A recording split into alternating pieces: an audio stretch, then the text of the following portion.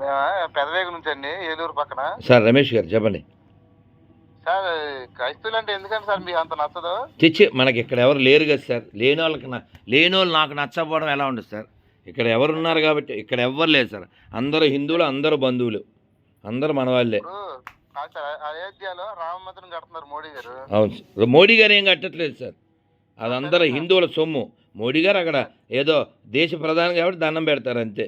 సరే సరే, okay sir, మీరు అన్నదే కరెక్ట్.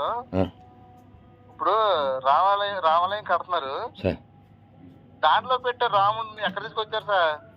కర్ణాటక.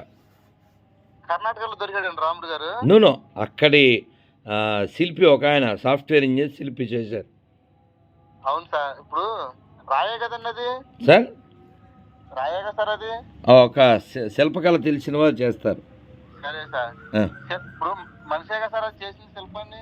ఏం సార్? ఇప్పుడు శిల్పాన్ని, రాముడిని విగ్రహాన్ని శిల్పంలా తయారు చేసిన మనిషే కదండి. ఆ. మరి మనిషి చేసే రాయిని కొలుతున్నారు మీరు. మీరు ఎండిపోయిన శవాన్ని కొలుపుతున్నారా? ఎక్కడ ఉందండి ఎండిపోయిన? ఎండిపోయిన శవం అంటే వేసే కదా సార్. యేసు ప్రభు పునరుద్ధానం లేచాడండి. లేచినట్టు ఏదన్నా రుజువు ఉంటే సార్, వాడు లేచిన రుజువు ఉంటే నాకు ఏదన్నా సైంటిఫిక్గా వీడియో పెట్టండి సార్. మనకే పుట్టిన గారపాటి వారు. ఓకేం కాదు.